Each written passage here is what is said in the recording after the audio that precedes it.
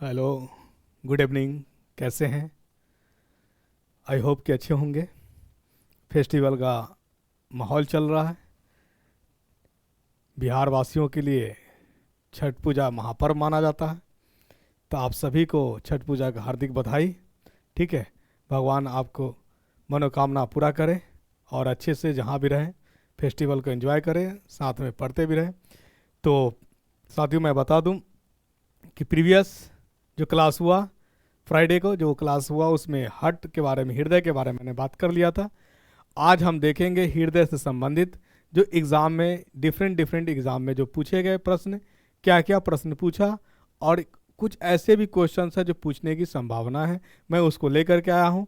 और आज के लेक्चर जो क्लास है, कंप्लीट क्वेश्चन जो प्रीवियस ईयर पूछा है एनसीईआरटी, इससे बाहर न पूछने की संभावना क्वेश्चन का नहीं है। ठीक है, ये एनफ है जो आज मैंने लेकर के आया हूँ आपके लिए। तो हम लोग जो पढ़ लिए थे उसी को एक क्वेश्चन के रूप में, ताकि हमारा क्या हो जाए, रिवीजन भी हो जाए, कितना समझ आया उसका भी चेक कर लेंगे हम लोग। ठीक है, तो अब हम लोग बात कर लेते हैं, क्वेश्चंस पे आते हैं कि अभी तक एग्जाम में क्या क्या क्वेश्चंस पूछा है। ठीक है, अगर आपसे पूछ दे, क्या पूछे कि हृदय के बारे में अध्ययन को क्या कहते हैं, तो क्या जवाब आना चाहिए आपका? हृदय के बारे में अध्ययन क्या कहलाता है? बोलिए, हृदय के बारे में अध्ययन क्या कहलाता है? कार्डियोलॉजी कहलाता है। क्या कहलाता है? कार्डियोलॉजी। अगर आपसे पूछ दे कि मानव में जो हृदय है कितने कोष्ठक होता है बाबू? 4 कोष्ठक होता है। कितना होता है? 4 कोष्ठक। 4 कोष्ठक होता है। कितना कोष्ठक? 4 कोष्ठक होता है। अगर आपसे पूछा जाए लंग से जो ब्लड आती है, शुद्ध ब्लड, वो हृदय की किस कोष्ठक में रहती है? तो याद रखिएगा, राइट एट्रियम, जिसको आप कहते हैं लेफ्ट एट्रियम, दाया अलिंद में। फेफड़ा से शुद्ध रक्त कहाँ आती है? दाया अलिंद में आती है। ठीक है, हृदय के किस पार्ट से पूरे शरीर में शुद्ध ब्लड जाती है? तो आंसर आना चाहिए बाया निलय, लेफ्ट वेंट्रिकल। ठीक है, कोई दिक्कत? अब आपसे पूछे पूरे शरीर से अशुद्ध ब्लड हृदय की किस चेंबर में जाती है? तो आपका आंसर आना चाहिए राइट एट्रियम, दाया निलय। ठीक है, दाया अलिंद। एट्रियम को हम लोग अलिंद कहते हैं हिंदी में। ठीक है, अब क्या पूछा जाए कि जो हृदय से अशुद्ध ब्लड जो लंग्स तक जाती है, फेफड़ा तक जाती है, कहाँ से जाती है? तो आपका आंसर आना चाहिए राइट वेंट्रिकल, दाया निलय। ठीक है, तो अब आपको ये कन्फ्यूज़न नहीं होना चाहिए, कुछ भी पूछे आपका आंसर आना चाहिए। तो क्वेश्चन के रूप में हम लोग देखते हैं क्या क्या क्वेश्चन अभी तक पूछा एग्जाम में और क्या क्या पूछने की संभावनाएं हैं। ठीक है, चलिए, तो क्वेश्चन है कुछ हमारा इस प्रकार। तो हिंदी इंग्लिश देख के घबराना नहीं, चूंकि बायोलॉजी कुछ टर्म ऐसा है, अगर आपको इंग्लिश पता होगा तो आसानी से क्वेश्चन कर ले जाइएगा। पहला क्वेश्चन है आपका, हृदय के धड़कन के सामान्य से कम होना क्या कहलाता है? तो आपको बता दें कि हृदय 1 मिनट में कितनी बार? 72 बार। एक बार धड़कने में कितना समय लगेगा? 0.8 सेकेंड। ठीक है, ये टोटल समय है, टोटल टाइम एक बार में लगेगा। आई बात समझ में? यानी इसी को डिवाइड कर दिया गया 72 बार 60 सेकेंड में। तो एक बार कितना में बाबू? तो 60 में 72 डिवाइड करेंगे तो 0.8 आया। ठीक है ना, एक बार धड़कने में कितना? 0.8 सेकेंड। इसको 3 कैटेगरी में बांटा गया। हृदय की जो मांसपेशियां है, मतलब जब हृदय सिकुड़ता है तो उसको कहते हैं कॉन्ट्रैक्शन, उसी को आप लोग कहते हैं systolic.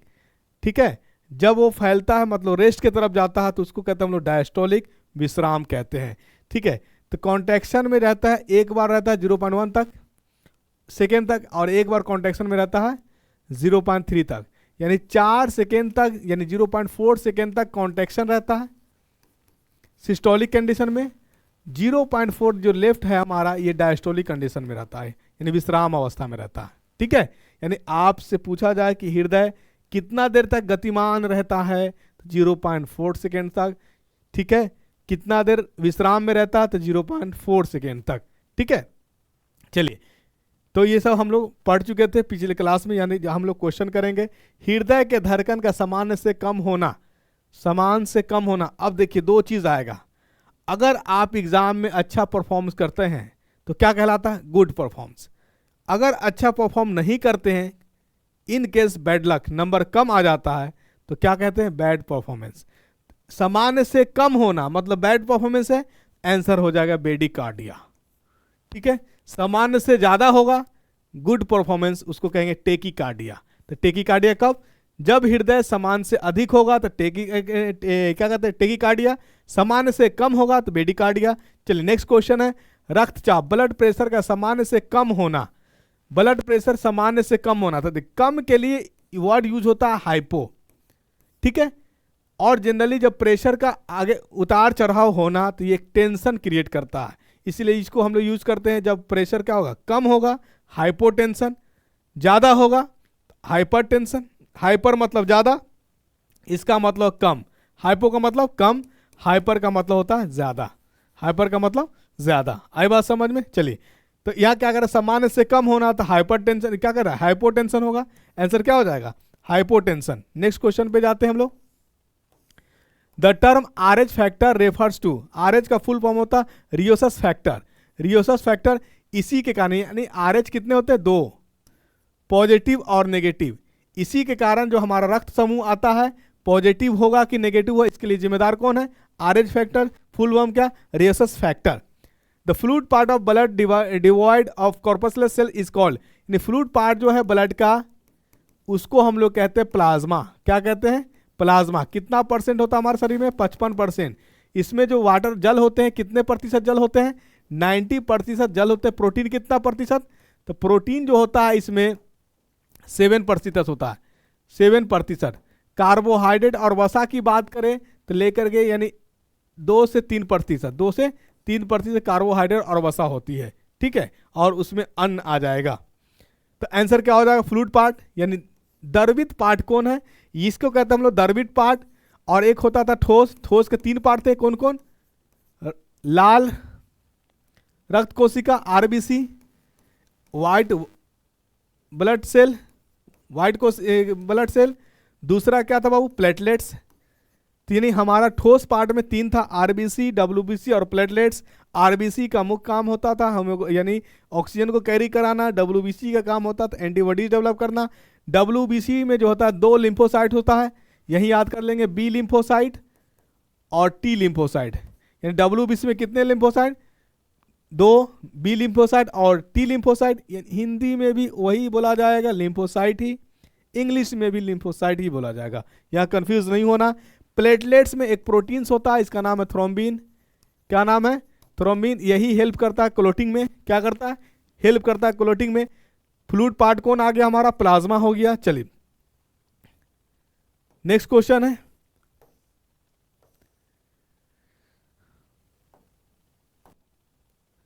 Which is the anticoagulant substances in blood. Anticoagulant यानी जमने नहीं देता है, तो कौन है हमारे पास? एंटीकोगुलेंट थ्रोम्बिन हो गया। क्या हो गया? थ्रोम्बिन। नेक्स्ट क्वेश्चन हमारे पास कौन है? नेक्स्ट क्वेश्चन आया, at very high attitude the red blood corpuscles in the human body will be increase. जब आप ऊंची पर जाएंगे, ठीक है ना, तो वहां आरबीसी का लेवल क्या हो जाता? बढ़ जाता। आरबीसी का लेवल बढ़ जाता है, इंक्रीज बढ़ जाता है, इंक्रीज कर जाता है। ठीक है,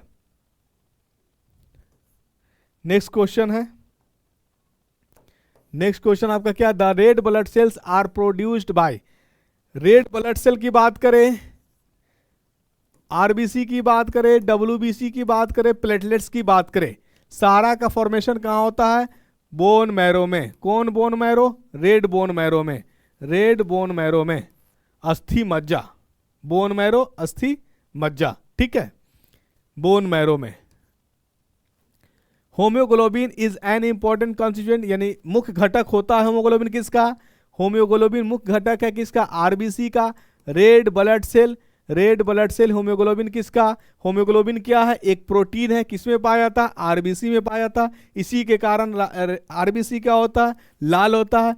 अगर आपसे पूछा जाए कि होम्योग्लोबिन में कौन सा मेटल्स पाया जाता है, तो आपका आंसर आना चाहिए आयरन। क्या आना चाहिए? आयरन, Fe आना चाहिए। ठीक है, चलिए next question, universal donor. Universal donor किसको कहते हैं? जो सभी को दे सकता है, तो यूनिवर्सल डोनर कहते हैं ओ नेगेटिव को। किसको कहते हैं?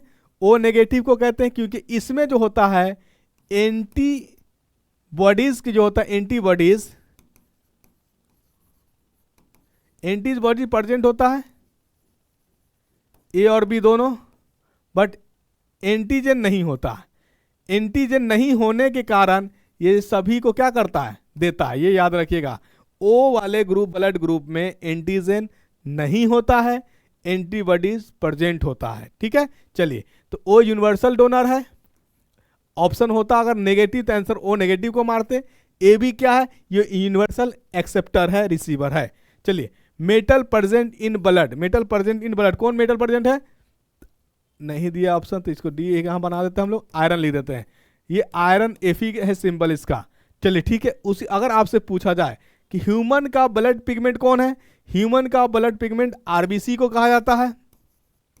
ठीक है, आरबीसी या होम्योग्लोबिन, ह्यूमन का ब्लड पिगमेंट होमोग्लोबिन है।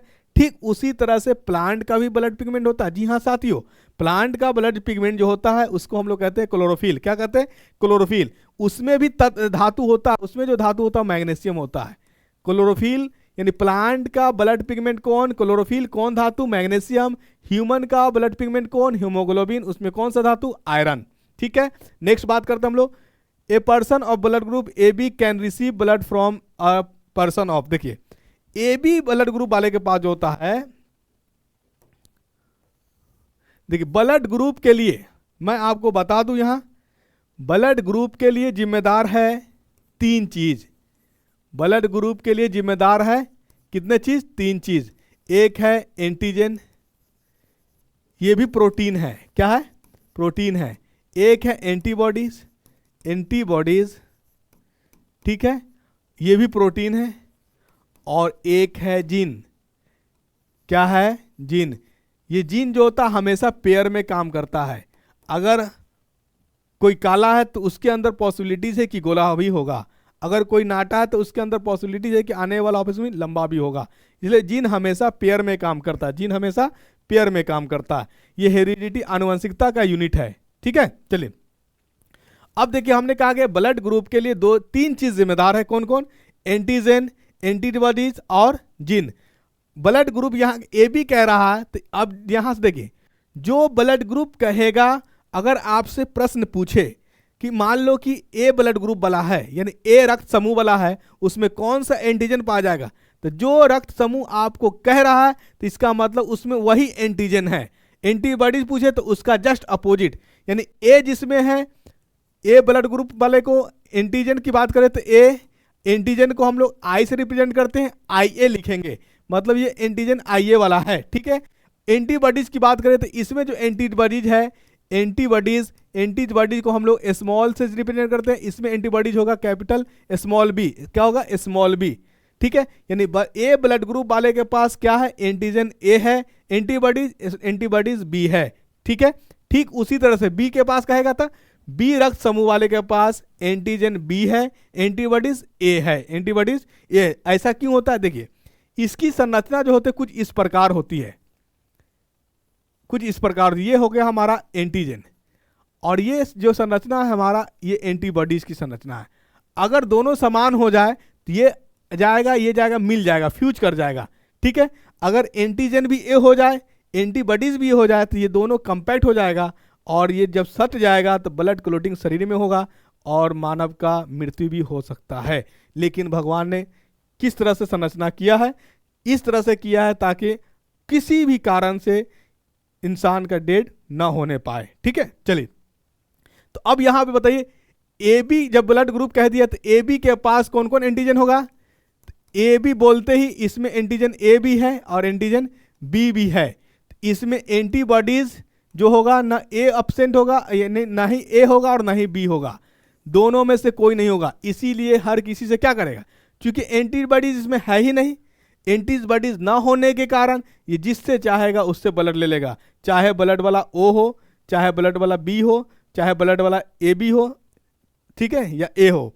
तो ये किससे किससे ले सकता है, ए बी से भी ले सकता है, ए से भी ले सकता है, बी से भी ले सकता है, और यानी ये सब से ले सकता है। ठीक है, तो आपको कभी भी कोई पूछे ब्लड ग्रुप के लिए क्या जिम्मेदार, तो आपका ये आंसर आना चाहिए कि ब्लड ग्रुप के लिए 3 चीज जिम्मेदार है, एंटीजन, एंटीबॉडीज और जीन। ठीक है, चलिए, तो आपने ए का भी बात कर लिया, बी का भी बात कर लिया, ए बी का भी बात कर लिया। तो अगर आपसे पूछे कि ओ ब्लड ग्रुप में कौन एंटीजन है, तो ओ ब्लड ग्रुप में जो एंटीजन है कोई एंटीजन नहीं है, इसमें एंटीबॉडीज पाया जाता है, ए और बी बोथ, इसमें एंटीबॉडीज पाया जाता है और उसमें ए बी में एंटीबॉडीज नहीं पाया जाता, और इसमें एंटीजन नहीं पाए जाने के कारण ये जिसको चाहेगा दे देगा, ओ ब्लड ग्रुप वाले। ठीक है, आई बात समझ में? चलिए नेक्स्ट क्वेश्चन हम लोग आते हैं। देखिए, क्वेश्चन और कंसेप्ट का डेप्थ का अंत नहीं है, जितना डेप्थ में जाइएगा, जितना कुरेदिएगा चीज़ों को, उतना गहराई में जाइएगा। हमको उतना कर लेना है जितना से क्वेश्चन आसानी से बन जाए। ठीक है, हम और मार्क्स सिलेक्शन हमारा हो जाए। Which of the following blood cell is compulsory for blood coagulation, यानी कोगुलेशन का मतलब होता है थक्काजन, यानी कौन सा ब्लड है जो रक्त के थक्का के लिए कंपल्सरी। तो क्या हो जाएगा आंसर?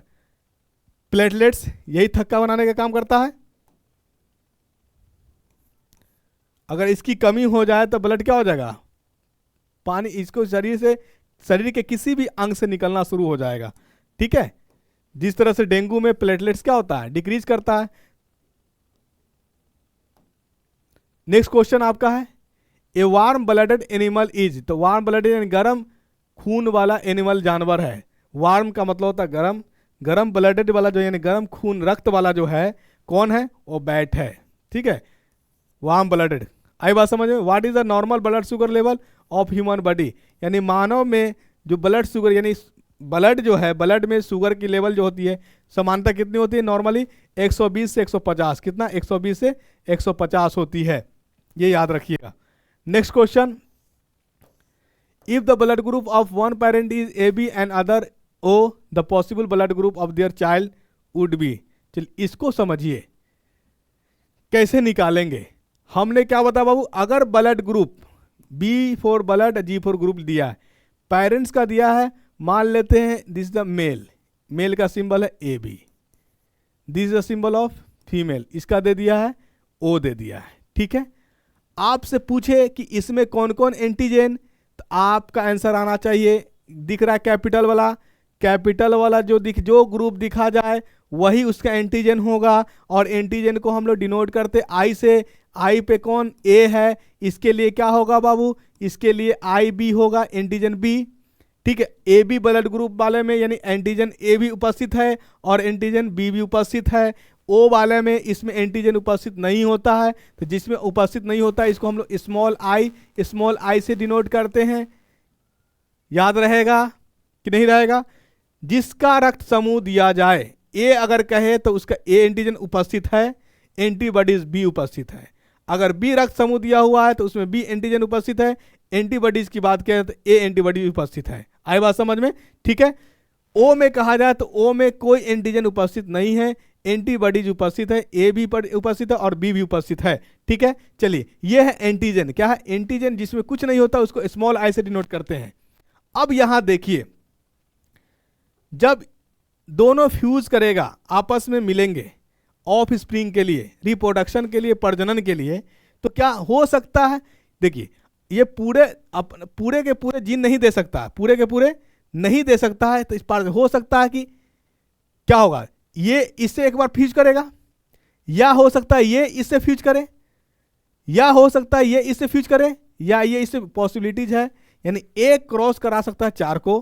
ठीक है, तो हम लोग क्या करेंगे, 2 पॉसिबिलिटीज इधर है, 2 पॉसिबिलिटीज इधर है अलग होने का, तो कुछ नहीं करना है, एक बॉक्स बना लेना है, 2 इसके लिए, 2 यानी 4 बॉक्स बनेगा। ठीक है, 4 बॉक्स बनेगा, दिख रहा है ना? हाँ, 4 बॉक्स बनेगा। कलम चेंज कर देता हूं, कलर। आप इधर वाले को तो अलग अलग लिख लीजिए, एक बॉक्स के सामने लिख लीजिए कैपिटल ये वाला, और इसके लिए यहां लिख लीजिए आई बी, इसके लिए लिख लीजिए एक बॉक्स यहां आई स्मॉल आई। ठीक है, चलिए अब क्या रखिए यहां पे, देखिए इससे एक बार क्रॉस कराइए इससे, तो क्या हो जाएगा? अगर मान लो ये 2 होता तो 2 क्रॉस 2 कितना लिखते? 4। तो यहाँ नंबर नहीं है, अल्फाबेट है, क्रॉस उसी तरह से करा देना, आई क्रॉस ए क्रॉस आई। ठीक है, लिख दिए। ठीक उसी तरह से इसको एक, अब यहाँ इससे हो गया तो ये अब इससे होगा, तो क्या हो जाएगा, आई ए क्रॉस आई। ठीक है, अब आई बी वाला से इसको करा देंगे, आई बी वाला से आई को कराइएगा तो क्या हो जाएगा, आई बी क्रॉस आई, फिर आई बी क्रॉस इससे होगा तो क्या हो जाएगा, आई बी क्रॉस आई। आई बात समझ में? हमने बताया कि जो कैपिटल दिखेगा वही अपना प्रभाव डालेगा, वही डोमिनेंट होगा। आई बात समझ में? उसी का कैरेक्टर शो होगा, स्मॉल वाला का कैरेक्टर शो नहीं होगा। यहां कैपिटल दिख रहा है, इसका मतलब अगर कहीं ऐसे लिखा हुआ है, ऐसे लिखा हुआ है, यानी ब्लड ग्रुप ए वाले को जो है हम लोग ऐसे भी लिख सकते हैं और ऐसे भी लिख सकते हैं। ए ब्लड ग्रुप वाले को, बी वाले को भी इस तरह से लिख सकते हैं, आई बी या आई बी स्मॉल आई। ठीक है, कोई दिक्कत नहीं आना चाहिए। अब बताओ मुझे, यहां पे देखिए एंटीजन ए और आई है, तो ये ब्लड ग्रुप किसका बता रहा है, ए का बता रहा है।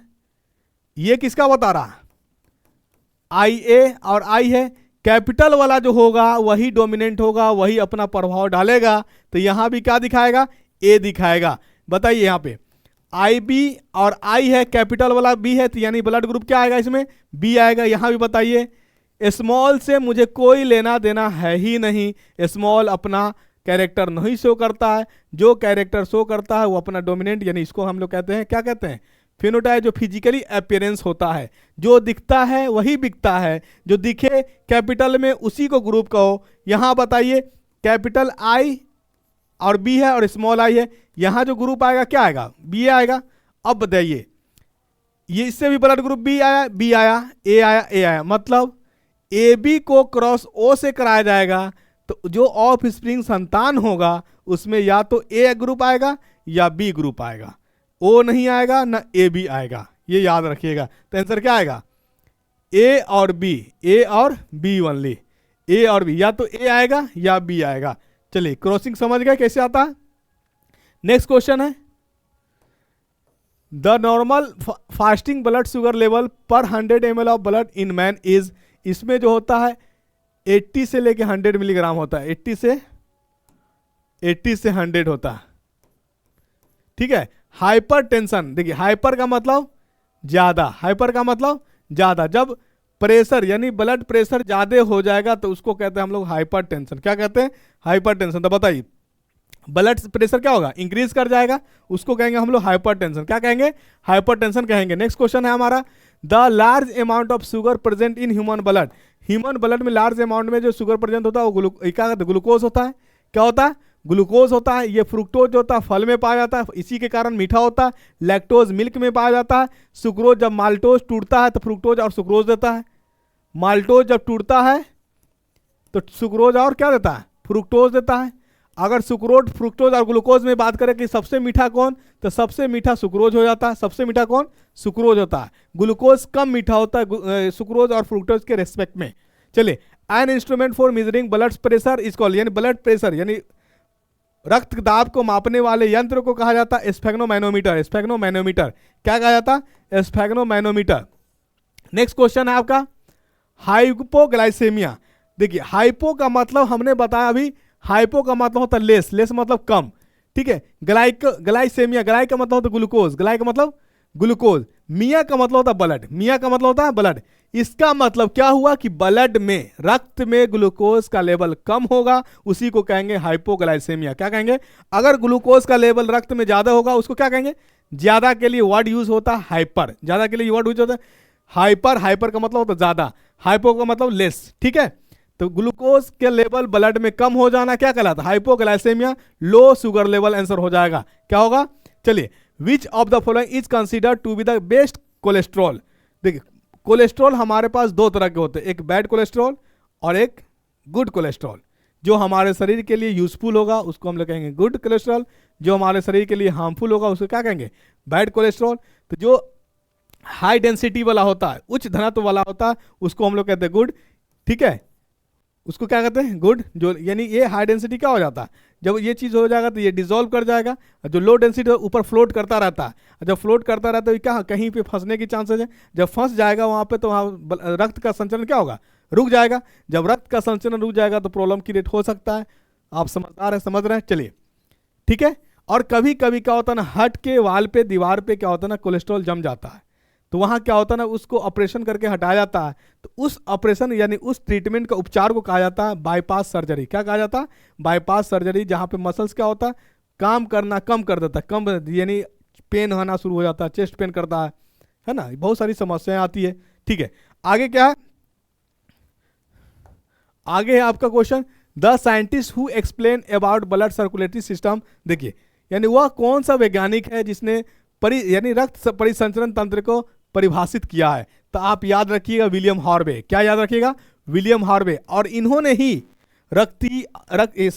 धमनियां और शिरा के बारे में बताया और परिसंचरण तंत्र को परिभाषित भी किया, विलियम हार्वे। क्या है आंसर? William Harvey. चलिए नेक्स्ट क्वेश्चन है हमारा, when nitrogenous waste accumulates in the blood which organ is not functioning। देखिए, हमारे शरीर के अंदर यकृत, लीवर, एक किडनी, एक ऑर्गन्स है, वो क्या करता है? ब्लड से यूरिन को सेपरेट करता है, ब्लड से यूरिन को सेपरेट करता है। अगर किडनी काम करना बंद कर दे तो यूरिन जो होगा ब्लड से जा मिलेगा और पूरे शरीर में यूरिन के साथ क्या होगा, ब्लड के साथ यूरिन भी घूमता रहेगा। आई बात समझ में? तो इसको हमें अलग करने का काम, यानी ब्लड को, रक्त से यूरिन को अलग करने वाला जो हमारे पास ग्लैंड है, तो कौन है ऑर्गन? किडनी है। इसको हम लोग कहते हैं एक्सक्रीटरी ऑर्गन भी कहते हैं। क्या कहते हैं? एक्सक्रीटरी ऑर्गन भी कहते हैं। एक्सक्रीटरी का मतलब होता है अपचय पदार्थ को रिलीज करना, है ना, शरीर से निकालना, जो हमारे लिए हार्मफुल है। नेक्स्ट क्वेश्चन हमारे पास है, the blood vessels which carries oxygenated blood to the liver is. देखिए, ऑक्सीनेटेड ब्लड का मतलब होता है शुद्ध ब्लड, प्योर रक्त, शुद्ध ब्लड, ठीक है, प्योर रक्त। अब यहां पे देखिए, आपका हमने बताया बाबू कि पूरे शरीर में, हार्ट से पूरे शरीर में जो ब्लड पहुंचाने का काम करता है शुद्ध ब्लड, वो है आर्टरीज, धमनी। जिस ऑर्गन में लेके जाएगा उस आर्टरीज का उस ऑर्गन के रिस्पेक्ट में नाम आएगा, उस अंग के अनुसार उसका नाम पड़ेगा। अगर वो किडनी में लेकर के जा रहा है तो किडनी को बायो में कहते हैं रीनल। किडनी को बायो में क्या कहते हैं? रीनल। किडनी को बायो में क्या कहते हैं? रीनल कहते हैं। अगर रीनल में किडनी में लेके जा रहा है तो उसका आर्टरी का नाम पड़ेगा रीनल। अगर लीवर में लेकर के जा रहा है तो उसका नाम पड़ेगा हिपैटिक। क्या नाम पड़ेगा? हिपैटिक। अगर लंग्स में लेकर के जा रहा था, इसका नाम पड़ेगा, क्या पड़ेगा? पल्मोनरी। जिस ऑर्गन में लेकर के जाएगा उसका उस ऑर्गन से नाम पड़ेगा। आई बात समझ में? हार्ट में लेकर के जाएगा तो उसको कहेंगे कार्डियक। क्या बोलेंगे? कार्डियक। जिस ऑर्गन में लेकर के जाएगा आर्टरी का उस ऑर्गन से नाम पड़ेगा। तो आपको पता है कि हम लोग बायो में लीवर को कहते हैं हिपैटो। यहां पूछ रहा है लीवर, तो आंसर क्या हो जाएगा? Hepatic artery, hepatic artery. ठीक है, नेक्स्ट क्वेश्चन है, which of the following blood groups may be present in the children of a couple having blood groups A and B respectively. अब देखिए, ये कपल का नाम सुनते खुशी महसूस हुआ होगा। अगर सपोज कीजिए आप और आपके कपल है, ठीक, तो एक क्वेश्चन यहां से बनेगा। मान लेते आप मेल है, मेल वर्सन को हम लोग इससे डिनोट करते हैं, फीमेल वर्सन को हम लोग इससे डिनोट करते हैं। ठीक है, आपके पास ए है और आपकी प्रेमिका के पास क्या है? बी है। मान लीजिए, सपोज कीजिए कि आपका प्रेमिका से विवाह हुआ, तो विवाह हो गया, कुछ दिन बाद खुशखबरी मिलेगा, संतान आएंगे। अब आपसे पूछा जाएगा कि उस संतान में जो आपका रक्त समूह क्या है? ए है, आपकी प्रेमिका का रक्त समूह बी है, तो आने वाले संतान का रक्त समूह क्या होगा? सुनकर के मन में लड्डू फूट रहा होगा। ये वास्तविकता है, इससे ज्यादा उतावला होना नहीं है। ठीक है, समय पे सब कुछ होगा। तो क्या रक्त समूह है? देखिए, रक्त समूह आपको दे दिया ए। हमने क्या बोला? जब भी काम करेगा पेयर में करेगा। तो इसमें कौन सा एंटीजन होगा? जो रक्त समूह दिया जाएगा उसमें वही एंटीजन होगा। जी हाँ साथियों, ध्यान पूर्वक माइंड में बैठा लीजिए, जो रक्त समूह दिया गया है उसमें वही एंटीजन उपस्थित है। एंटीबॉडीज की बात किया जाता है बी, ए की होगा तो एंटीबॉडीज होगा बी की बात करेगा तो एंटीबॉडीज होगा ए बी में एंटीबॉडीज होता है हमारे पास अब्सेंट होता है। ओ में हमारा एंटीजन होता है, क्या होता है? एंटीजन होता है, एंटीबॉडीज, सॉरी, ए बी में जो होता है एंटीजन होता है उपस्थित, एंटीबॉडीज नहीं होता है। और ओ वाला में जो होता है एंटीजन नहीं होता, एंटीबॉडीज होता है। एंटीबॉडीज कौन? दोनों, ए और बी दोनों, इसीलिए ये सबको दे सकता है। ठीक है, चलिए यहां है ब्लड ग्रुप क्या? ए वाला है। तो इसको एंटीजन की बात करें तो एंटीजन कौन होगा? एंटीजन को हमेशा कैपिटल से रिप्रेजेंट करते हैं, कैपिटल आई। ए ग्रुप दिया हो तो ए, इसी के साथ हम लगा देते हैं ए, इसको लिख सकते हैं हम इस तरह से, इसको इस तरह से लिखेंगे। चलिए इसमें बात करिए तो इसको क्या लिखे? एंटीजन कौन एंटीजन उपस्थित है? तो एंटीजन बी उपस्थित है। बी ग्रुप दिया हुआ है हमारे पास। देखिए अगर मदर और फादर में क्या कहता है? जीन कॉपी हो रहा है, तो जीन जब कॉपी की बात करता है तो हम लोग ऐसे लिखते हैं, आइए आइए। ठीक है, चलिए यहां सिर्फ ग्रुप दे दिया था, हम जब भी लिखेंगे इस फॉर्मेट में लिखेंगे, इसको नहीं लिखेंगे, ये याद रखिएगा। ठीक है ना, ये याद रखिएगा। आई बात समझ में? चलिए देखिए अब क्रॉसिंग कराना, हमको क्या कराना है? क्रॉस कराना है। तो अब देखिए आइए, ये दो पॉसिबिलिटी है, इससे ब्रेक करो, यहां से क्या करिए? ब्रेक करिए, इसको भी ब्रेक करिए। तो देखिए दो इधर बनेगा और दो इधर बनेगा, टोटल कितने बनेंगे? 4। आप इसको क्या करिए? कुछ नहीं करिएगा, घर बनाइए 4। इसको कहते हैं पनेट चार्ट। क्या कहते हैं? पनेट चार्ट कहते हैं। अगर एग्जाम में कहीं मिलने देखने को मिल जाए तो ये पनेट चार्ट है, समूह में दर्शाया जाता है। तो देखिए 2 इधर से और 2 इधर से आएगा तो 4 आएगा, तो 4 को घर बना लीजिए। आपकी मर्जी, इसको आप ऊपर में लिखना चाहते ऊपर में लिख, अलग अलग करके लिखिएगा। अलग अलग करिएगा तो क्या होगा? एंटीजन ए और स्मॉल आई। ठीक है, इसको अलग करिएगा तो क्या करिए? एंटीजन बी और स्मॉल आई। ठीक उसी तरह से करना है। क्या करना है? एक एक बार क्या करें? क्रॉस कराइए, आई ए क्रॉस आई बी हो गया। ठीक है, अब आई इससे इसका हो गया तो इससे फिर इसका होगा, क्या हो जाएगा? आई B cross small I.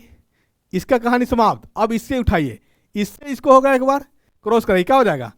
I A cross I small I.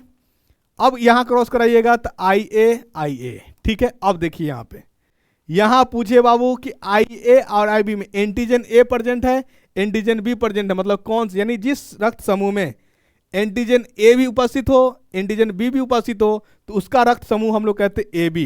क्या कहते हैं? तो इसका ब्लड ग्रुप क्या आ गया? ब्लड ग्रुप को हमने बीजी लिखा, ए बी। जिस रक्त समूह में कैपिटल हमारा एंटीजन बी दिख रहा है, तो इसमें रक्त समूह कौन होगा? इसका रक्त समूह जो होगा, स्मॉल से हमको कोई लेना देना नहीं है, हमेशा प्रभावित होगा कैपिटल वाला। तो इसमें रक्त समूह क्या हमारा? बी है। ठीक है, इसमें रक्त समूह क्या है? तो इसमें आई ए है, तो कैपिटल वाला हमारा क्या होगा? रक्त समूह ए है। इसमें हमारा कोई एंटीजन नहीं है। जी हाँ साथियों, इसमें हमारा कोई एंटीजन नहीं है, तो ये हमारा जो रक्त समूह हो जाएगा ओ हो जाएगा। तो अब देखिए पॉसिबिलिटीज क्या क्या आया। आपके पास ए है, आपके परिमेका के पास बी है, आने वाला संतान में हो सकता है, क्या हो सकता है? बी ब्लड ग्रुप मिल जाए, ए बी ब्लड ग्रुप मिल जाए, ए मिल जाए, ओ मिल जाए, मतलब ए बी भी मिलेगा, ए भी मिलेगा, बी भी मिलेगा और ओ भी मिलेगा। बताइए आप चारों रक्त समूह जो है, चारों ग्रुप में से किसी एक का जो है आपके पास संतान डेवलप पैदा हो सकता है। ठीक है, आई बात समझ में? ये नहीं कि हाँ हम ऐसा ही ग्रुप को सर्च करेंगे, आप किसी भी ग्रुप से हो सकता है। कंफ्यूज और ज़्यादा टेंशनलाइज होने की ज़रूरत नहीं है, परेशान होने की ज़रूरत नहीं। लेकिन हाँ इतना मैं ज़रूर एकदम दावे के साथ कह सकता हूँ कि आज की क्लास जो इंट्रोडक्शन, जो क्या कहते हैं डिस्कशन, क्वेश्चन डिस्कशन हो रहा, आज के बाद से आप ब्लड ग्रुप निकालना सीख गए होंगे आसानी पूर्वक। ठीक है, तो आंसर क्या हो जाएगा? ए भी होगा, बी भी होगा, ए भी होगा और ओ भी होगा। हेमेटोपोएसिस टेक्स प्लेस। देखिए हेमेटोपोएसिस टेक्स प्लेस, सिस का मतलब कहीं लगेगा सिस, सिस का मतलब होता फॉर्मेशन, निर्माण, फॉर्मेशन निर्माण, बनना, सिंथेसिस, सिंथेसिस बनना। हेमेटो का मतलब होता ब्लड, ब्लड के बारे में स्टडी क्या कहलाता है? हेमेटोलॉजी। और हेमेटो का मतलब होता ब्लड, ब्लड का फॉर्मेशन, ब्लड कहाँ बनता है हमने बताया, वो आरबीसी पूछे, डब्ल्यूबीसी पूछे, प्लेटलेट्स पूछे, सब बोन मैरो में बनता है। सब कहाँ बनता है? बोन मैरो में बनता है। Next question, increase RBC in blood leads to the condition called. अगर आरबीसी बढ़ जाए शरीर में तो क्या हो जाएगा? ल्यूकेमिया कहला, क्या कहलाएगा? ल्यूकेमिया नहीं, हीमोफीलिया कहलाएगा बढ़ जाने के बाद। कम होगा तो इसको कहते हैं एनीमिया, कम हो जाएगा तो आरबीसी। अगर डब्ल्यूबीसी ज्यादा हो जाएगा तो उसको कहते हैं ल्यूकेमिया, क्या कहते हैं? ल्यूकेमिया। आरबीसी कम जाए उसको कहते हैं एनीमिया, हेमोफीलिया। ठीक है, नेक्स्ट क्वेश्चन है आपका, the largest artery in human body aorta. Aorta, यही अरोटा क्या करता है, पूरे बॉडी में शुद्ध ब्लड को सप्लाई करता है। तो पूरे शरीर से अशुद्ध ब्लड भी तो लाने वाला होगा, तो पूरे शरीर से अशुद्ध ब्लड लाने वाला हमारे पास है वेना कावा। उसको हम लोग लार्जेस्ट वेन कहते हैं। अगर लार्जेस्ट आर्टरी पूछे तो एरोटा, लार्जेस्ट वेन पूछे तो वेना कावा। ठीक है, ये लार्जेस्ट वेन हो गया आपका, लार्जेस्ट वेन हो गया वेना कावा। ये लार्जेस्ट क्या हो गया, आर्टरीज हो गया जी। एक एक क्वेश्चन को मैं आपको बताते चल रहा हूं, यानी जो एग्जाम में पूछा और जो पूछने की संभावना है मैं सबको डिस्कस करके रख दिया हूं यहाँ पे। ठीक है, blood is red colour due to the presence of, blood जो रेड है किसके वजह से है, होमोग्लोबिन की वजह से है। किसके वजह से है, होमोग्लोबिन की वजह से। एक होमोग्लोबिन कितना मोल ऑफ ऑक्सीजन को कैरी करता है, 4 मोल ऑफ ऑक्सीजन को कैरी करता है। 1 होमोग्लोबिन 4 मोल ऑफ ऑक्सीजन को कैरी करता है। ठीक है, होमोग्लोबिन एक प्रोटीन है, आरबीसी में पाया जाता है। कौन सा धातु इसमें होता है, धातु होता आयरन। कौन सा धातु, blood is red colour due to haemoglobin. चलिए नेक्स्ट क्वेश्चन आइए, who discover the blood group. Blood group को किसने डिस्कवर किया था, तो ब्लड ग्रुप को डिस्कवर किया था लैंड स्टेनर ने। किसने, लैंड स्टेनर ने किया था। विलियम हॉर्वे ब्लड सर्कुलेशन यानी रक्त परिसंचरण तंत्र दिया था, और इन्होंने ही आर्टिज और धमनी दिया था। यानी सबसे यूनिवर्सल डोनर किसको कहा जाता है, यूनिवर्सल डोनर ओ को कहा जाता है, ओ नेगेटिव को कहा जाता है। ओ नेगेटिव को यूनिवर्सल डोनर कहा जाता है। Haemoglobin is the highest affinity with the which of the following, किसके लिए हाईएस्ट एफिनिटी यानी मिलने की का पॉसिबिलिटीज रखता है, तो किसे रखता है ये रखता है कार्बन मोनोऑक्साइड से। किसे रखता है, दिल का दौरा। दिल का दौरा किस कारण से होता है, दिल का दौरा का मतलब हार्ट अटैक। ये हृदय की जो है हृदय में रक्त की आपूर्ति में कमी, हृदय के में जो है हृदय में रक्त की आपूर्ति में कमी के कारण क्या होता है, हार्ट अटैक आता है। हार्ट अटैक आता है किसके वजह से, हृदय में रक्त की आपूर्ति ना होना उतना, इसके वजह से क्या आता है, हार्ट अटैक हो जाता है। नेक्स्ट क्वेश्चन है, मनुष्य के शरीर की सबसे व्यस्तम पेशियां कौन सी होती है। मनुष्य के शरीर के सबसे व्यस्तम यानी कंटिन्यूसली वर्क करता है। अगर ये सो गया तो जग सो जाएगा, जग सुना सुना लगेगा। क्या लगेगा, जग सुना सुना लगेगा। हार्ट यानी हमारे शरीर की सबसे व्यस्तम जो मांसपेशियां है वो हृदय की है, कभी न थकने वाली, हमेशा चलने वाली। कारण है इसके न थकने की वजह, क्योंकि ये रेड मसल्स का बना हुआ है, और जहां रेड मसल्स होगा उसमें लैक्टिक अम्ल नहीं बनेगा, और लैक्टिक अम्ल नहीं बनेगा तो वो थकेगा नहीं, क्योंकि मांसपेशियां थकता तभी है जब उसमें लैक्टिक अम्ल बनता है। ठीक है, तो हृदय का हो गया आंसर। मनुष्य का हृदय 1 मिनट में लगभग कितने लीटर रक्त पंप करता है, तो 5 लीटर। कितने लीटर, 5 लीटर पंप करता है 1 मिनट में। 5 लीटर, बताइए 1 मिनट में 5 लीटर। नेक्स्ट क्वेश्चन, हृदय से रक्त के फेफड़े तक लाने का कार्य कौन करता है। देख लीजिए, एक चार्ट बना लीजिए, ये है फेफड़ा, रटना कुछ नहीं है, चार्ट बना लीजिए। ये है हार्ट, ठीक है, हार्ट, हार्ट के है 4 चेंबर, तो 4 चेंबर को मैं इधर दर्शा देता हूं। 4 चेंबर। हार्ट होता किधर है, तो हमारे शरीर में बाएं साइड में होता है, हमारे छाती के नीचे। ठीक है, ये जो पोर्शन होता है इसको कहते हैं हम लोग डायफ्रागम। लेफ्ट साइड में होता है, लेफ्ट साइड में लगभग 75% होता है, राइट साइड में 25% होता है। इसी हार्ट में जो एक नेचुरल पेसमेकर होता है एसए नोड, वो राइट साइड में होता है उसकी। चलिए, ये है हमारा लेफ्ट एट्रियम, जिसको आप हिंदी में कहते हो बायां अलिंद, बायां अलिंद। इसको कहते हैं लेफ्ट वेंट्रिकल, जिसको आप हिंदी में कहते हो बायां निलय। वेंट्रिकल को क्या बोलते हैं, निलय। ठीक है, यहां देखिए, ये है राइट एट्रियम। क्या है, राइट, इसको हिंदी में कहते हैं दायां अलिंद, दायां अलिंद। ठीक, ये है हमारा राइट वेंट्रिकल, जिसको कहते हैं दायां निलय, दायां निलय। अब यहां सवाल है, देखिए, ये हार्ट है, ये है फेफड़ा आपका, कलर चेंज करता हूं। ये है बॉडी आपके शरीर में, आपका शरीर है। ठीक है, देखिए, फेफड़ा से आएगा हार्ट में, इस साइड आएगा, लेफ्ट एट्रियम में आएगा। देखिए, एट्रियम और वेंट्रिकल, देखिए एट्रियम चाहे लेफ्ट हो या राइट हो, एट्रियम का सिर्फ और सिर्फ काम है रिसीव करना, पहुंचाना नहीं, सिर्फ क्या करना, रिसीव करना। इसी के वजह से एट्रियम और वेंट्रिकल में अगर पूछे कि आकार किसका ज्यादा, तो आप याद रखिएगा कि आकार में एट्रियम जो होता है वो छोटा होता है, वेंट्रिकल मतलब अलिंद छोटा, निलय बड़ा।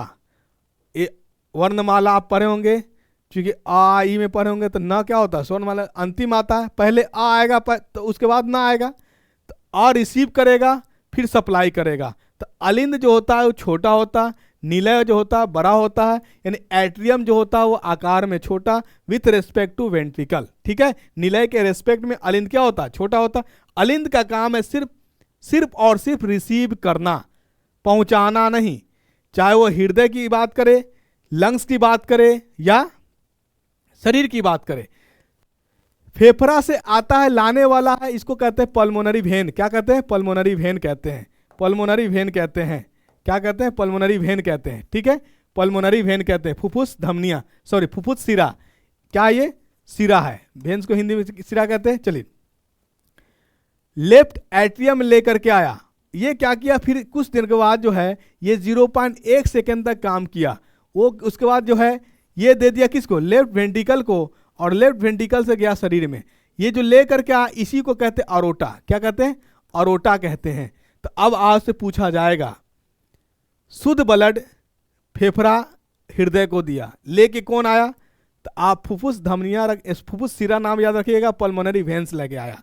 हार्ट के किस कोष्टक में लेके आया, लेफ्ट एट्रियम में लेकर के आया। ठीक है, लेफ्ट एट्रियम कितना देर काम किया, 0.1 सेकंड तक काम किया। किसको दिया, लेफ्ट वेंट्रिकल को दिया। जब दिया, इसको देने के बाद यहां खुलेगा, कुछ ना खुलेगा ही ना, तभी तो देगा।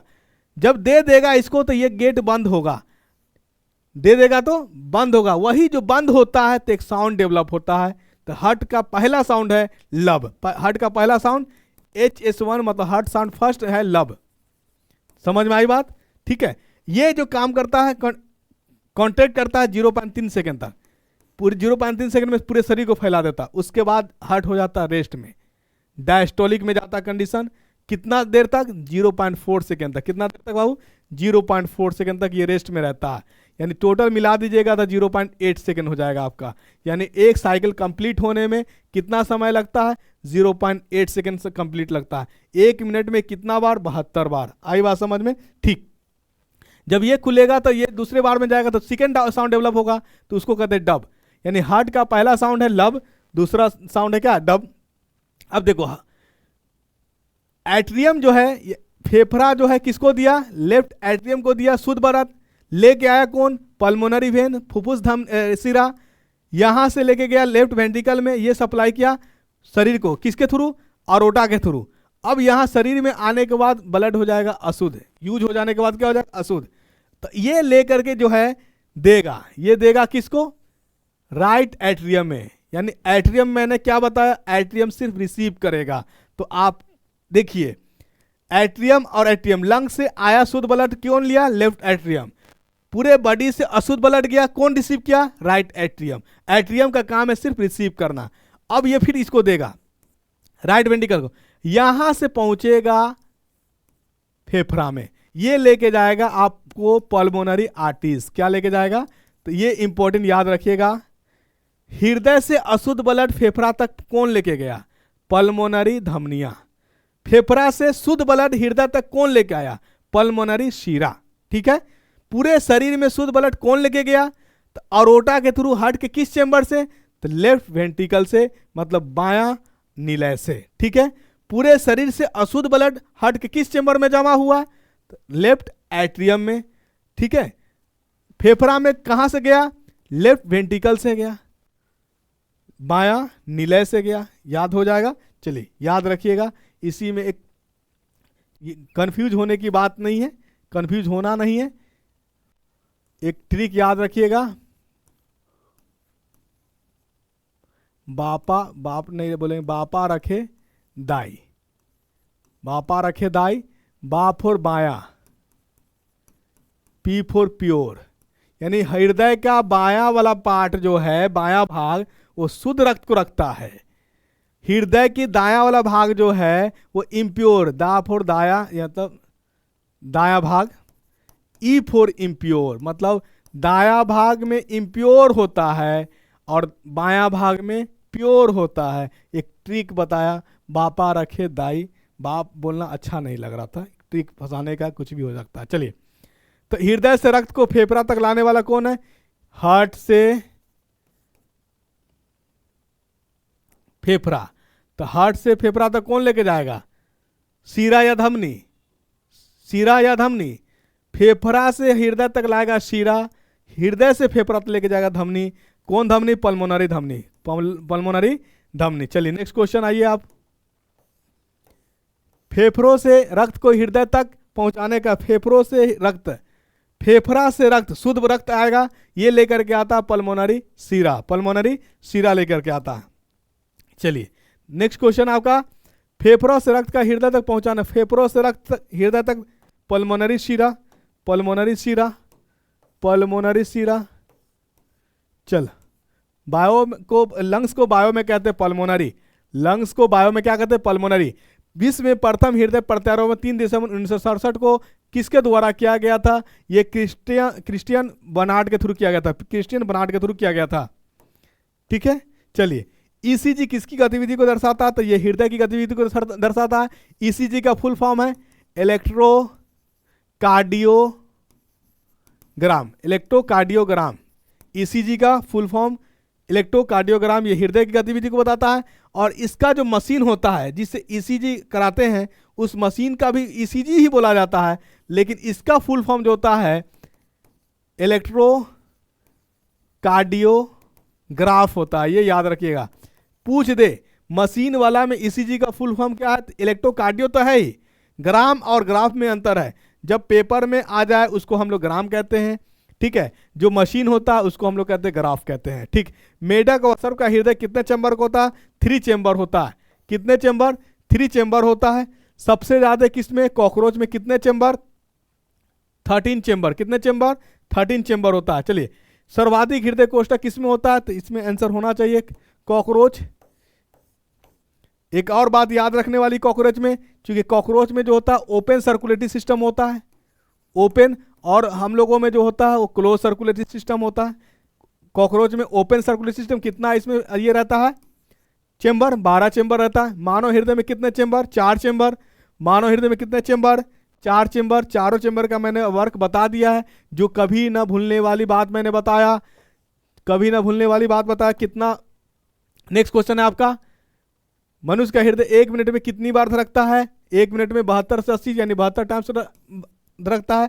1 मिनट में जितना बार धड़कता है उसी को हम लोग क्या कहते हैं? उसी को कहते हैं हम लोग हार्ट रेट। क्या कहते हैं? 1 मिनट में हृदय जितनी बार धड़कती है उसी को कहते हैं हार्ट रेट कहते हैं। रक्त का अध्ययन क्या कहलाता है? रक्त का अध्ययन, रक्त को बायो में कहते हैं कार्डियोलॉजी का मतलब अध्ययन, जिसमें कार्डियोलॉजी होगा वह रक्त अध्ययन कहलाएगा। रक्त को बायो में कहते हैं हेमाटो, रक्त को बायो में क्या कहते हैं? हेमाटो। हेमाटो अध्ययन को कहते हैं लॉजी। रक्त के बारे में स्टडी क्या कहलाता है? हेमाटोलॉजी कहलाता है। ठीक है, चलिए, हेमाटोलॉजी। धमनी व शीरा सहित रक्त परिसंचरण तंत्र का अध्ययन की विज्ञान के एंजियोलॉजी, एंजियोलॉजी कहलाता है। क्या कहलाता है? एंजियोलॉजी कहलाता है। Angiology, angiology. परिसंचरण तंत्र, धमनियों और शीरा के बारे में अध्ययन क्या कहलाता है? एंजियोलॉजी कहलाता है। नेक्स्ट क्वेश्चन है आपका, मानव शरीर में आरबीसी की कमी से कौन सा रोग होगा? एनीमिया। कौन सा रोग होगा? एनीमिया। एनीमिया को जो है हिंदी में रक्ताल्पा कहता है, यानी दोनों सेम है। दोनों क्या है? रक्ताल्पा और एनीमिया आंसर है, तो हमारा क्या हो जाएगा? बोथ आंसर हो जाएगा, बोथ आंसर हो जाएगा, कोई दिक्कत? चलिए, कोलेस्ट्रॉल के जमने के कारण धमनियों की कठोरता को क्या कहते हैं? कोलेस्ट्रॉल के जमने के कारण धमनिया जो है धमनिया की कठोरता को हम लोग कहते हैं एरिथ्रोस्क्लेरोसिस। क्या कहते हैं? एथीरोस्क्लेरोसिस कहते हैं, ये कहते हैं। यानी कोलेस्ट्रॉल के जमने से जो हमारा यानी धमनिया कठोरता हो जाती है उसको हम लोग क्या कहते हैं? एथीरोस्क्लेरोसिस कहते हैं। मानव शरीर में डब्ल्यूबीसी की कमी सामान्य से कम क्या कहलाता है? न्यूट्रोफिलिया कहलाता है। क्या कहलाता है? न्यूट्रोफिलिया, न्यूट्रोफिलिया कहलाता है। ऑप्शन है क्या? नहीं है ऑप्शन, याद रखिएगा, न्यूट्रोफिलिया। ठीक है, और सामान्य से अधिक हो जाए तो ल्यूकेमिया, सामान्य से अधिक हो जाए तो आंसर ये हो जाएगा न्यूट्रोफिलिया होता है, यानी न्यूट्रोफाइल की कमी हो जाती है। डब्ल्यूबीसी की कमी जनरली न्यूट्रोफाइल की कमी होता है, इसका मतलब इन्फेक्शन वगैरह सारा चीज आने शुरू हो जाते हैं। ठीक है, सामान्य से अधिक इसको कहते हैं ल्यूकेमिया। क्या कहते हैं? ल्यूकेमिया। सामान्य से अधिक अगर हो जाए तो कैंसर की भी संभावना बनी रहती है, कैंसर की भी संभावना। चलिए, मानव शरीर में डब्ल्यूबीसी की अधिकता सामान्य से अधिक हो जाए उसको क्या बोलेंगे? ल्यूकेमिया, ल्यूकेमिया बोलेंगे। क्या बोलेंगे? ल्यूकेमिया बोलेंगे। नेक्स्ट क्वेश्चन, मानव शरीर में आरबीसी की कमी से कौन सा रोग होता है? एनीमिया रोग होता है। एनीमिया रोग, दोनों सही हो जाएगा। एनीमिया को ही हिंदी में रक्ताल्पा कहते हैं, रक्त की कमी। RH एंटीजन से प्रभावित बच्चे की गर्भाशय में या जन्म के तुरंत बाद मृत्यु हो जाना, इसे क्या कहते हैं? तो इसे कहते हैं एरिथ्रोब्लास्टोसिस फिटेलिस, एरिथ्रोब्लास्टियोसिस फिटेलिस कहते हैं। यानी RH एंटीजन के प्रभावित के कारण ही बच्चे के गर्भ में मृत्यु हो जाती है। बॉम्बे रॉक समूह, ये जो है बॉम्बे रॉक समूह, ये जनरली विश्व में जितनी आबादी उसमें 1% लोगों में ही पाई जाती है, और ये सबसे पहले जो पाया गया था बॉम्बे में ही पाया गया था एक व्यक्ति में, इसीलिए इसको बॉम्बे रॉक समूह कहा गया। यानी OH भी है और HH भी है, दोनों आंसर होगा इसका। OH और बॉम्बे रॉक समूह इसलिए कहा गया क्योंकि पहली बार कहाँ मिला था? ये बॉम्बे में ही मिला था। मानव शरीर में शुद्ध या ऑक्सीजन युक्त, यानी जिसमें ऑक्सीजन पाया जाता है जिस ब्लड में, यानी ऑक्सीजनेटेड ब्लड को ही शुद्ध ब्लड कहा जाता है। तो शुद्ध ब्लड की जरूरत कहाँ पड़ती है? यानी फेफड़ों से कहाँ पहुँचता है शुद्ध ब्लड? क्या फेफड़ा पूरे, यानी शुद्ध जो रक्त है वो कौन देता है? फेफड़ा देता है। किसको? हृदय। यानी फेफड़ा से पूरे शरीर में नहीं पहुंचता है, क्योंकि फेफड़ा में ऑक्सीजन, यानी फेफड़ा के अंदर पंपिंग का कैपेसिटी नहीं है। पंपिंग यानी भेजने के लिए क्या प्रेशर एग्जर्ट करना पड़ेगा, और प्रेशर एग्जर्ट कराता कौन है? हृदय। इसीलिए पूरे शरीर में जो सप्लाई करता है कौन करता है? हृदय ही करता है। इसीलिए इसको पंपिंग ऑर्गन भी कहा जाता है, पंपिंग ऑर्गन भी कहा जाता है। चलिए, तो मानव शरीर में शुद्ध ऑक्सीजनेटेड ब्लड क्या है? तो हमारा जो है हृदय पहुंचाता है, लंग्स नहीं पहुंचाता है। चलिए नेक्स्ट क्वेश्चन आपका, रक्त का समस्त शरीर में परिभ्रमण को क्या कहा जाता है? तो रक्त के शरीर को ही हम सर्कुलेटरी सिस्टम कहते हैं, उसी को हिंदी में कहते हैं परिसंचरण तंत्र। क्या कहते हैं? परिसंचरण तंत्र कहते हैं। रक्त का समस्त शरीर में जाना परिसंचरण तंत्र कहलाता है, या इंग्लिश में इसी को सर्कुलेटरी सिस्टम कहते हैं। तो आंसर क्या हो जाएगा? दोनों हो जाएगा। हृदय से रक्त को शरीर के विभिन्न अंगों तक ले जाने का कार्य कौन करता है? तो हमने बताया शुद्ध रक्त हृदय से पूरे शरीर तक आर्टरी लेके जाता है, उसी में लार्जेस्ट आर्टरी जो होता है उसी को हम लोग अरोटा कहते हैं। अशुद्ध रक्त जो होता है पूरे शरीर से हृदय तक वेना कावा लाता है, उसका 2 पार्ट है, superior vena cava, inferior vena cava. Superior vena cava करता क्या है? तो ये जो हृदय है, हृदय के ऊपरी पार्ट जो है वहां से जो अशुद्ध ब्लड आएगा, इसका जो लाएगा उसको कहेंगे सुपेरियर वेना कावा। ये हृदय के नीचे जो भी पार्ट्स है, ये जो नीचे पार्ट से जो अशुद्ध ब्लड जाएगा उसको जो लेकर के जाएगा उसको कहेंगे इन्फीरियर वेना कावा। यानी वेना कावा जो है 2 पार्ट से कौन कौन? सुपेरियर वेना कावा और इन्फीरियर वेना कावा। हृदय से रक्त को शरीर के विभिन्न अंगों तक ले जाने का कार्य कौन करता है? तो ये आर्टरीज करता है। कौन करता है? आर्टरीज। आर्टरीज का ही काम है। देखिए, अब यहाँ पे अगर आपको इंग्लिश नहीं पता होता, सिर्फ हिंदी पता होता कि धमनियाँ, तो बहुत बच्चे धमनियाँ करके आते हैं आंसर, और वो बहुत जल्दी गलत भी नेगेटिव लेकर के आ जाते हैं। तो इसीलिए बायोलॉजी में हिंदी के साथ इंग्लिश का भी टर्म होना जरूरी है। आर्टरीज और धमनी दोनों पूछा हुआ थे। आर्टरीज को ही धमनियाँ कहा जाता है, आर्टरीज को ही धमनियाँ कहा जाता है। हृदय की धड़कन को क्या कहा जाता है? हृदय की धड़कन को कहा जाता है हार्ट बीट। क्या कहा जाता है? हार्ट बीट कहा जाता है। 1 मिनट में कितना बार? 72 बार। ठीक है, चलिए इनमें से कोई नहीं। आइए आगे नेक्स्ट क्वेश्चन है, जार्विक 7 क्या है? जार्विक जो है एक आर्टिफिशियल हार्ट है। क्या है? आर्टिफिशियल हार्ट है। जार्विक क्या है? एक आर्टिफिशियल हार्ट है, जिसको आप लोग पेसमेकर कहते हैं। मनुष्य के एक धड़कन में लगने वाला समय क्या है? मनुष्य के एक धड़कन में लगने वाला समय जो है 0.8 सेकेंड है। 0.8 सेकेंड है। 0.8 सेकेंड है। नेक्स्ट क्वेश्चन है आपके पास, हृदय के रिलैक्स या विस्तार। देखिए, जब कॉन्सेंट्रेशन यानी क्या कहते हैं, कॉन्ट्रैक्ट होता है, कॉन्ट्रैक्शन में होता है तो उसको हम लोग कहते हैं सिस्टोलिक। जब रिलैक्स में होता है तो उसको हम लोग कहते हैं डायस्टोलिक। ठीक है, तो यहाँ रिलैक्स कह दिया है तो इसके लिए यूज करेंगे डायस्टोलिक। कॉन्स्ट्रैक्ट होता है तो इसके लिए हम लोग सिस्टोलिक यूज करते हैं। ठीक है, रिलैक्स को क्या कहते हैं? डायस्टोलिक। जो प्रेशर आप नापते हैं सिस्टोलिक बाय डायस्टोलिक ही होता है। ये होता है 120 और ये होता है 80। इसका जो अंतर होता है 40 का, इसको हम लोग नाड़ी दाब कहते हैं। क्या कहते हैं? नाड़ी दाब। हिंदी में बहुत जटिल हिंदी है, नाड़ी दाब 40 का। अगर आपसे पूछे नाड़ी दाब क्या है तो 40 mm ऑफ Ag है, 40 mm of Ag। mm of Ag जो है ये यूनिट है किसका? पारा का। ठीक है, मरकरी का। आगे देखो, संचरण के दौरान अधिकतम दबाव जिस पर मुख्य धमनी के माध्यम से हृदय ब्लड को छोड़ देता है क्या कहलाता है? तो जब वर्क करेगा कॉन्टेक्ट करेगा, ये सिकुड़ेगा तो दाब ज़्यादा होगा, जब दाब ज़्यादा होगा तो उसको हम लोग कहते हैं सिस्टोलिक, जब दाब कम होगा तो कहेंगे डायस्टोलिक। तो क्या हो जाएगा आंसर? सिस्टोलिक। आंसर क्या हो जाएगा? सिस्टोलिक। नेक्स्ट क्वेश्चन है, हृदय तथा उसकी बीमारी के अध्ययन को कहते, चलिए हृदय के बारे में अध्ययन करना कार्डियोलॉजी कहलाता है, जिस तरह से ब्लड के बारे में स्टडी करना हेमेटोलॉजी कहलाता है, हृदय के बारे में स्टडी करना कार्डियोलॉजी कहलाता है, क्योंकि हृदय को बायो में क्या कहते हैं? कार्डियो कहते हैं। क्या कहते हैं? और हृदय में जो सेल होता है उसको कहते हैं कार्डियक सेल। कार्डियक कोशिका का बना होता है। हृदय किस कोशिका का बना होता है? कार्डियक कोशिका का बना होता है। ये सभी पॉइंट माइंड में रखने की जरूरत है, ठीक है। चलिए, हृदय तथा उसकी बीमारी के अध्ययन को क्या कहते हैं? कार्डियोलॉजी कहते हैं। क्या कहते हैं? और जो डॉक्टर कार्डियो स्पेशलिस्ट होता है उसको हम लोग कहते हैं कार्डियोलॉजिस्ट, यानी हार्ट स्पेशलिस्ट को क्या कहते हैं? कार्डियोलॉजिस्ट कहते हैं। मनुष्य के हृदय का वजन कितना होता है? 300 ग्राम होता है। कितना? 300 ग्राम होता है। मनुष्य के हृदय कितना होता है समानता? 300 ग्राम। लेकिन हाँ, महिला में कितना? थोड़ा कम, 250 ग्राम। इसीलिए जो इमोशन इवेंट का जो कंट्रोल करने की जो पेशेंस क्षमता होती है मेल के यानी फीमेल के रेस्पेक्ट में मेल के पास ज़्यादा होती है, क्योंकि थोड़ी सहनशीलता क्या होती है? मेल में ज़्यादा होती है। But don't mind, both are equal. अब तो हर किसी में एक पेशेंस लेवल क्या है? ज़्यादा आ गया है। अब उस तरह से भावुक नहीं होते लोग, पहले इमोशंस हुआ करते थे ज़्यादा, अब इमोशंस क्या है? बहुत कम हो गया, ठीक। नेक्स्ट क्वेश्चन है हमारे पास, हृदय के धड़कन को उत्तेजित करने वाला हार्मोन कौन है? हृदय के धड़कन को उत्तेजित करने वाला हार्मोन है थायरॉक्सिन। कौन ग्लैंड रिलीज करता है? थायराइड ग्लैंड रिलीज करता है। एक और हार्मोन है फोलिकल स्टिमुलेटिंग हार्मोन, एफएसएच। अगर ऑप्शन में एफएसएच भी दिख जाए और थायरॉक्सिन भी, तो दोनों आंसर होगा। मोर प्रायोरिटी थायरॉक्सिन को दीजिएगा। लेकिन एक और होता है हार्मोन डोपामिन। क्या होता है? डोपामिन। तो डोपामिन जो होता है ये उत्तेजित नहीं कराता। ये जब आप प्रेशर या कोई मान लिया जाए कि कभी इनॉग्रेशन है या कोई फंक्शन है और उसमें आपने पार्टिसिपेट किया हो और पहले कभी नहीं कुछ बोला हो, अब पहली बार माइक आपको थमा दिया जाए, तो आप उस समय की कल्पना करिए कि आपका हार्टबीट ऐसे लगेगा कि अब बाहर आ जाएगा, तब बाहर आ जाएगा। तो ये जो अब बाहर जाएगा तब बाहर जाएगा, ये कराता कौन है? ये डोपामीन कराता है, आपको ओवर एक्साइटेड करा देता है। क्या कराता है? ओवर एक्साइटेड कराता है। अब बोल दो, अब बोल दो। लुक लाइक अ कंडीशंस याद रखिए, प्रपोज वाला।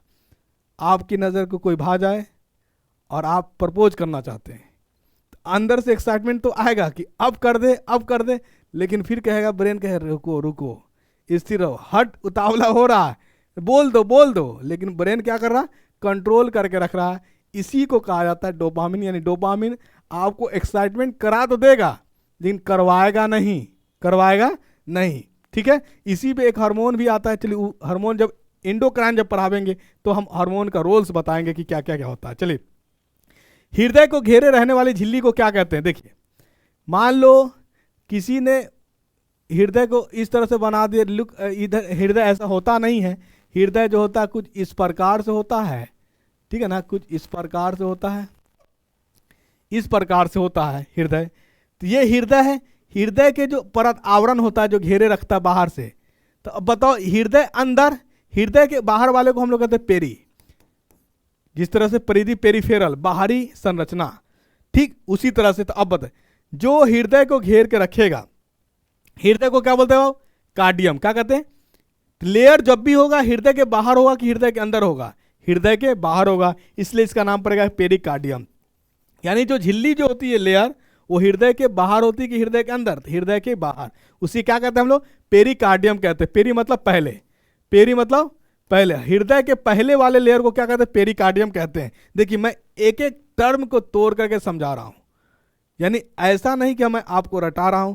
बी ऑनेस्टली, अगर आप ईमानदारी पूर्वक सुन लेंगे, समझ लेंगे, एक एक क्वेश्चन को देख लेंगे, तो मेरी गारंटी है कि एग्जाम में आने वाला अगर परिसंचरण तंत्र से क्वेश्चन पूछ रहा है तो आपका क्वेश्चन गलत नहीं होगा, ये हमारी गारंटी है। ब्लड ग्रुप निकालना ये भी नहीं छूटने चाहिए आपसे, और हृदय से संबंधित एक भी क्वेश्चन आपका नहीं छूटेगा, ये हम आपको यानी आश्वासन देते हैं। जो भी एग्जाम में पूछा मैं सबका निचोड़ ला कर रख दिया हूँ, और जो क्वेश्चन पूछने की पॉसिबिलिटीज बन सकती है उसको भी मैंने लिख दिया हूँ, ठीक है।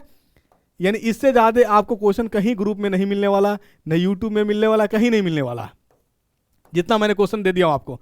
रक्तदाब का नियंत्रण कौन ग्रंथि करता है? तो रक्तदाब का नियंत्रण जो करता है एड्रिनल ग्लैंड करता है, एड्रिनल ग्लैंड करता है, एड्रिनल ग्रंथि करता है, ठीक है। एड्रिनल ग्रंथि करता है, रक्त दाब जो है प्रेशर, ठीक है, ये एड्रिनल ग्रंथि करता है। इसी को अधिवृक्क ग्रंथि भी कहा जाता है। इसी को क्या कहा जाता है? एड्रिनल को ही हिंदी में अधिवृक्क ग्रंथि कहा जाता है। ये किडनी जहां होता है, किडनी, ठीक है ना, किडनी वाला जो पार्ट होता है,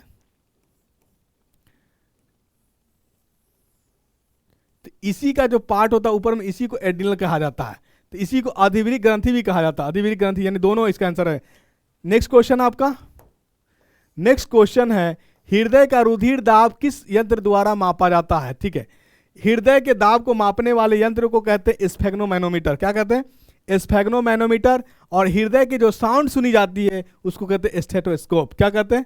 स्टेथोस्कोप। अगर आपसे पूछ दिया जाए स्फेग्नोमैनोमीटर जो होता है, जो दाब मापती है, उसमें कौन सी धातु होती है?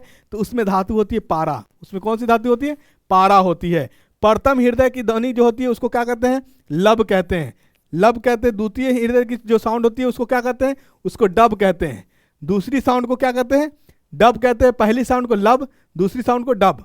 ठीक है, चलिए हृदय सवाल पूछ सकता है। मान ली एक सर्किल है यहाँ पे, ठीक है, एक बना देता हूं। ये जो हमारे पास एट्रियल सिस्टोलिक है, ये 0.1 सेकंड, पहली साउंड 0.1 सेकंड तक सुना देगा। दूसरी साउंड जो देगा, दूसरी 0.3। ये जो हमारा है रिलैक्स वाला कंडीशन है। ये सब सिस्टोलिक है, यानी लेफ्ट एट्रियम और लेफ्ट वेंट्रिकल है। ये हमारा क्या हो गया? राइट वाला साइड है। ये डायस्टोलिक कंडीशन कहलाता है। डायस्टोलिक मतलब रेस्ट होता है। तो अगला साउंड यहाँ 0.4 सेकंड, यहाँ से यहाँ तक कितना हो जाएगा? टोटल हमारा लगता है कितना टाइम है? 0.8 सेकंड एक साइकिल कंप्लीट करने में। तो जिसमें से 0.4 सेकंड तक वर्क में है और 0.4 सेकंड तक क्या है? रेस्ट में है। तो अब बताओ मुझे कि अगला जो साउंड सुनाई देगा कितना देर बाद सुनाई देगा? तो 0.5 सेकंड। तो यही जब डॉक्टर के यहाँ हार्ट पेशेंट वाले जाते हैं तो यही चेक करता है। अगर हार्ट हृदय प्रॉपर में काम कर रहा होगा तो इस अल्टरनेट में उसका साउंड आएगा। अगर इसी में कमी आ गया, इसका मतलब उसमें हार्ट में कहीं ना कहीं प्रॉब्लम है, जिसके कारण ये वर्क क्या हो रहा है? डिले कर रहा है। आई बात समझ में? चलिए नेक्स्ट क्वेश्चन है, हृदय की ध्वनि सुनने या हृदय के धड़कन को किस यंत्र के द्वारा मापा जाता है? तो ध्वनि सुनना स्टेथोस्कोप, बीपी मापना, ब्लड प्रेशर को मापना स्फेग्नोमैनोमीटर। स्फेग्नोमैनोमीटर में कौन सी धातु? तो मरकरी धातु होती है। कौन सी धातु होती है? मरकरी धातु होती है। इसका आंसर क्या हो जाएगा? सुनना, हृदय धड़कन को सुनना स्टेथोस्कोप। हृदय की धड़कन को उत्तेजित करने वाला हार्मोन थायरॉक्सिन। थायरॉक्सिन कौन रिलीज करता है? थायरॉइड ग्लैंड रिलीज करता है। ठीक है, चलिए उसके बाद वेनस हार्ट किसको कहा जाता है? देखिए वेनस हार्ट उसको कहा जाता है वैसा हार्ट जिसमें दो चेंबर होगा। दो चेंबर में जिसमें कौन प्रेजेंट होगा बाबू? ओनली वेंट्रिकल प्रेजेंट होगा। क्या होगा? ओनली वेंट्रिकल, यानी अलिंद जो है, अलिंद नहीं होगा, निलय होगा। ओनली निलय, निलय होगा, उसी को वेनस कहते हैं। निलय होगा, अलिंद नहीं होगा। ये ओनली और ओनली मछली में पाया जाता है, इसलिए मछली वाले को हम लोग कहते हैं वेनस हार्ट कहते हैं। नेक्स्ट क्वेश्चन भी है क्या, देख लेते हैं। नेक्स्ट क्वेश्चन है, ठीक है, निम्न में से किसे हृदय का प्रारंभिक पेसमेकर कहा जाता है? प्रारंभिक कहे या नेचुरल पेसमेकर कहे? तो ये है SA node. SA natural pacemaker कौन है? नेचुरल पेसमेकर है हमारे पास एसए नोड। इसका फुल फॉर्म होता है, इसका फुल फॉर्म होता है सेरिटोरियल, एटोरियल क्या आता है? एटोरियल, ठीक है, नोड। आई बात समझ में? इसको जो है नेचुरल पेसमेकर कहा जाता है। ये कहाँ होता है? ये हृदय के राइट साइड में होता है। हृदय के राइट साइड में कहाँ पे? तो राइट एट्रियम के पास होता है। राइट एट्रियम को ये क्या करता है? इम्पल्स यानी वेव प्रोवाइड करता है। इसके वेव के कारण दो वेव डेवलप होता है। दो वेव डेवलप होता है, जिस वेव का नाम बढ़ता है, एक वेव का नाम है पी वेव, एक वेव का नाम है टी वेव। ठीक है, इसमें 3 लाइन आता है। लाइन खींचिएगा तो इसमें इस तरह से एक होता है पी क्यू आर होता है। ये बहुत डेप्थ, इतना डेप्थ में नहीं पूछेगा। जनरली जो एडवांस क्वेश्चन अगर पूछेगा तो वहां जाकर के पूछेगा सिर्फ इतना कि ऐसे नोड के कारण कितने वेव डेवलप हुए, कितने तरंग डेवलप हुए। तो 2, कौन कौन? पी तरंग और टी तरंग। ये जो चलता है ये लिनियरी चलता है, सीधा पी जो वेव होता है। आए बात समझ में? पेसमेकर जो ऐसे नोड है वो किधर होता है? हृदय के राइट साइड में होता है। कहाँ पर ही होता है? तो राइट, आप याद रखिए, राइट एट्रियम के पास होता है। वही जब धक्का देता है तो पुश करता है किसको? किसको पुश करता है? ये पुश करता है लेफ्ट एट्रियम को पुश करता है। लेफ्ट एट्रियम जब पुश होने के बाद ये गति में आता है, वही गति के कारण वो ब्लड किसको देता है? लेफ्ट वेंट्रिकल को देता है। तो अब याद रखिएगा, राइट एट्रियम और लेफ्ट एट्रियम के बीच जो होल होता है, इस होल को हम लोग कहते हैं बाइकप्सिड। क्या कहते हैं? बाइकप्सिड। और राइट एट्रियम लेफ्ट वेंट्रिकल, ये जो इसके बीच जो होल होता है इसको कहते हैं ट्राइकप्सिड। क्या कहते हैं? ट्राइकप्सिड कहते हैं। ठीक है, तो आंसर निम्न में से किसे हृदय का प्रारंभिक पेसमेकर कहा जाता है?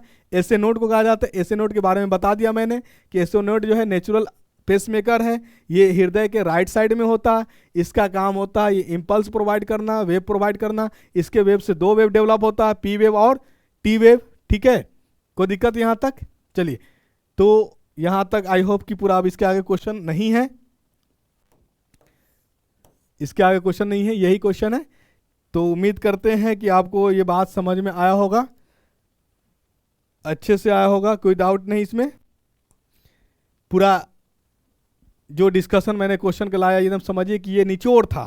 क्या था? निचोड़ था। फेस्टिवल का माहौल है, फेस्टिवल चल रहा है तो फेस्टिवल भी मनाइए। छठ पूजा की मैं फिर से आपको बधाई पेश करता हूँ। ठीक है, आपको बहुत बहुत बधाई। और साथ साथ जहाँ भी रहें, थोड़ा एग्ज़ाम भी सामने, पॉइंट ऑफ व्यू से उसका भी प्रिपरेशन होते रहना चाहिए। यानी इतना भी हम मगन नहीं हो जाए क्योंकि हमारी पढ़ाई में बाधाएं आ जाए। ठीक है, तो आई होप कि आप इतने तो समझदार हो ही कि दोनों साथ साथ करें, यानी फेस्टिवल भी चलता रहे और हमारी तैयारी भी चलता रहे। ठीक है, तो मैं इसी डिस्कशन के साथ आज के लेक्चर को एंड करता हूँ। फिर नेक्स्ट क्लास जो हम लेकर के आएंगे बायो के लिए, जो नेक्स्ट वीडियो आएगा हमारा, वो आपका क्या कहते हैं, नर्वस सिस्टम से आएगा, तंत्रिका तंत्र से आएगा। और एक एक चीज़ मैं कुरेद करके बताऊंगा। और ये उम्मीद रखिए और यकीन रखिए और विश्वास कीजिए कि जो मैं लेक्चर दूंगा, जो लेने वाला हूं, मैं एक एक बात आपके माइंड में सेट कर दूंगा, जिससे क्वेश्चन कहीं से भी कोई पूछे आपका वो आंसर आसानी से कर ले जाओगे। ठीक है, फिर उसका डिस्कशन हम लोग करेंगे क्वेश्चन के थ्रू। ठीक है, थैंक यू, जय हिंद।